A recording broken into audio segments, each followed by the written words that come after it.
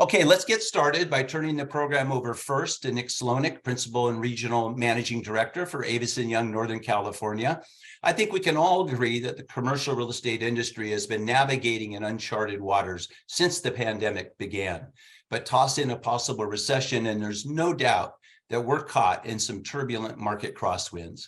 After Nick's welcome, he'll turn it over to Dina Gouveia, who will help us navigate those crosswinds with her NorCal Market Minute. Okay, Nick, it's all yours. Thank you, Jeff. Good morning. Thank you all for joining us today. Looks like we have over 400 folks RSVP'd, which could be an all-time record. Truly incredible. Look forward to an in-person event next year, which is always much more fun and productive. As most of you know, Avis & Young has truly made an impact on the Bay Area real estate market, growing from 6 brave people in a San Francisco basement 11 years ago to 150 valued employees in 5 regional offices today. Further good news is that we are still growing locally and as a firm. Our 2022 acquisitions of Studio Eagle, a full-service project construction management firm, and Madison Marquette, a 20 million square foot property management portfolio, shows that we are committed to service all of our clients' needs. We have also added focused resources locally.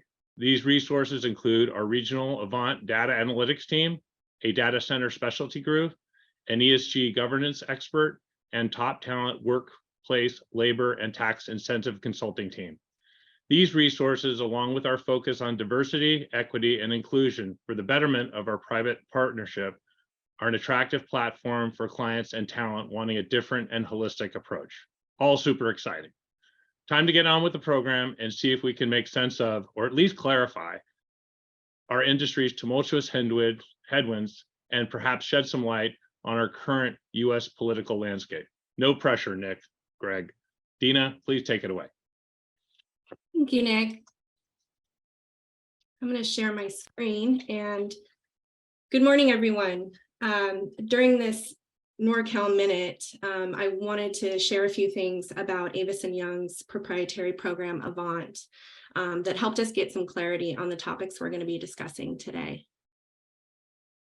Avant actually allows our team to help clients make location-based decisions in a more transparent and efficient manner. With more than 100 data partners covering 87 markets across 5 countries, through Avant, we can deliver products by intersecting data, analytics, and visualization to help our clients make informed decisions. So let's dive in. As most of you know, this is what we are hearing every single day. Pre-COVID, Market Street would be buzzing with tech and office workers getting off of work at this hour. But this is how it looks now. Not very busy. But some wonder.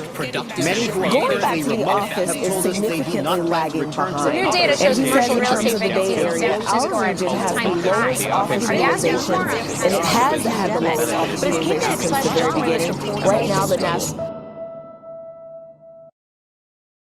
So how do we make sense of this noise? With so many headlines surrounding the commercial real estate sector, during this NorCal Market Minute, we plan to address some of these common concerns and our responses to the ongoing issues, primarily within the office market. Let's take a look at where we ended 2022 statistically. We saw a vacancy peak in our CBDs, and while asking rents have only softened, in some cases, more concessions are being offered more than ever before, driving net effective rents down by almost 15%. However, there are some bright spots in our return to office based on our mobility data. And after this meeting, we'll be providing a follow-up email with material that will include insights that we talk about today. Nick and Amber, let's talk about some of the drivers that are going to get us out of this mess and how long do you think it will take? Nick, let's start with you in San Francisco. With record vacancy hitting the market, when do you see it tapering off? Well, over the past few decades, vacancy has increased after recessionary periods, with the most recent downturn showing the largest gap in Class A versus Class B. This suggests a significant move to flight to quality. More than 46% of the San Francisco tenant activity over the last 5 years was tech. If we looked at the San Francisco leasing market following the dot-com and financial crisis, the tenant mix was primarily FIRE, advertising, and law. This is occurring again. Historically, recovery has been rather short, say 18 months or so. It'll be a little longer this time. There's certainly some shadow space yet to hit the market, but tapering has started. A good example of shadow space to hit the market recently was that of Instagram's 400 square foot whole building sublease at 181 Fremont. It was available to tour last year, but didn't formally hit the market until 2 weeks ago. Again, the market is tapering as we speak, but we do have almost 27 million square feet, of which 8 million square feet is sublease space to absorb. Thank you. What we've been seeing in Silicon Valley over the past decade is tech tenants taking a large amounts of space ahead of actually needing it, which contributes to the dramatic shedding of space during downturns. Our figures are showing that the .com bust vacancy for Silicon Valley was 5% higher than in San Francisco and never fully recovered before the next downturn hit, the financial crisis, a few years later. Over the past decade, we saw a large expansion of the tech hub and spoke models with increased tech occupancy in San Francisco.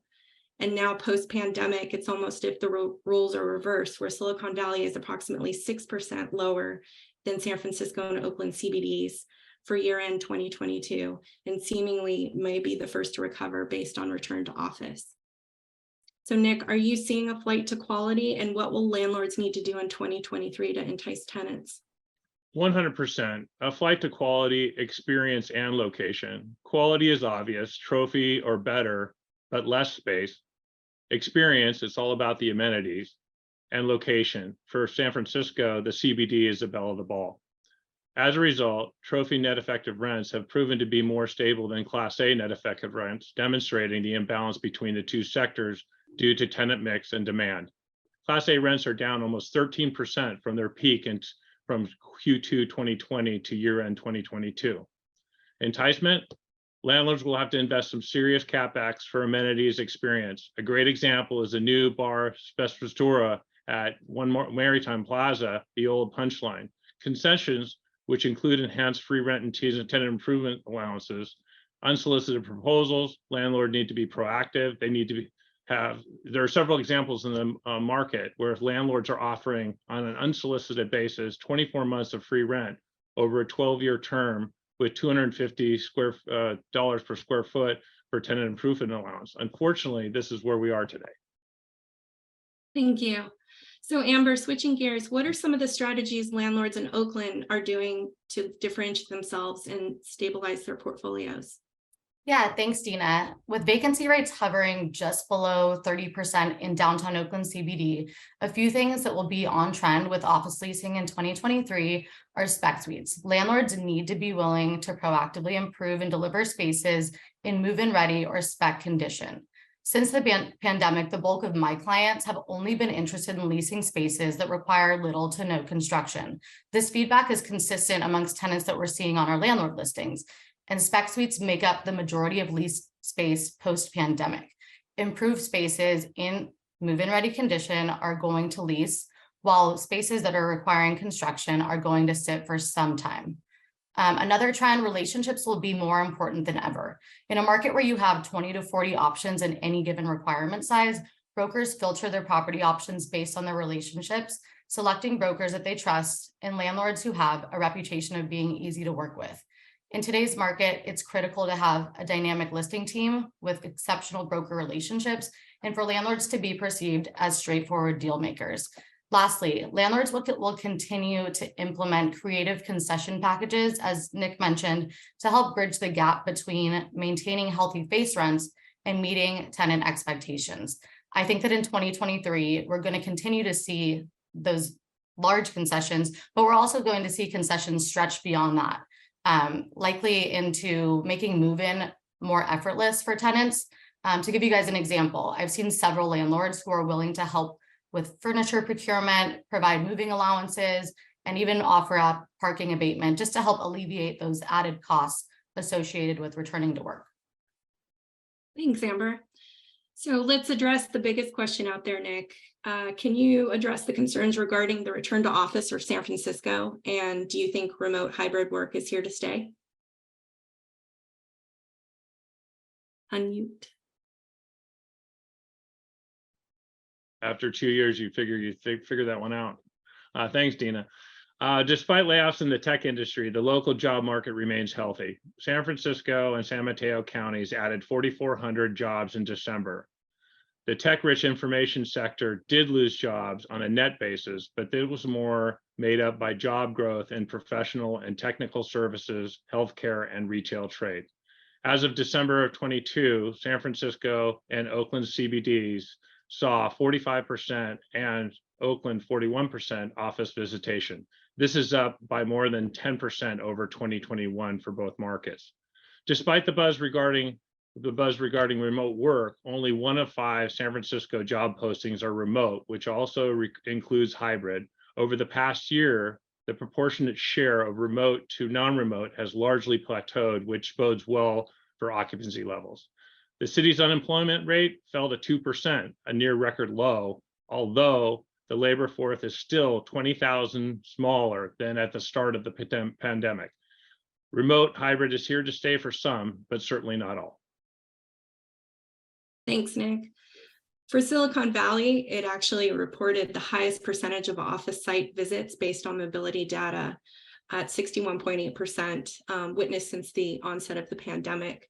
This is very good news, and we suspect this is due to a higher percentage of workers returning to the office following mass layoffs announcements in Q3 2022, as well as a larger share of workers living in the area relative to their workplace. So we only have a few minutes left. Amber, back to you.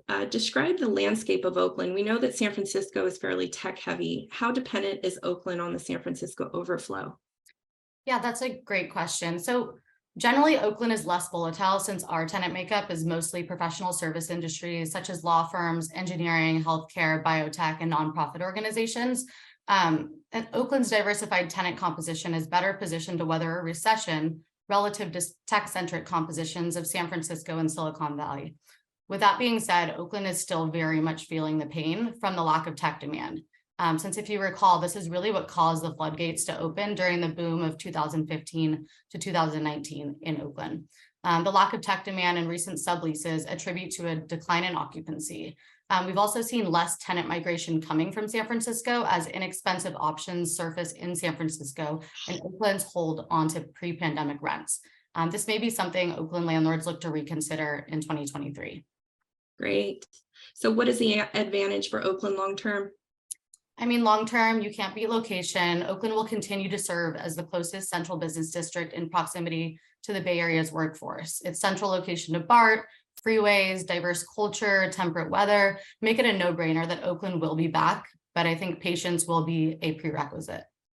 Wonderful. Okay, let's do some rapid fire predictions in closing. Where do we go from here? And if you could both unmute and keep it to one-word answers. Nick, will start with you and then Amber following. 2023 asking rents, up or down, and by how much? Level.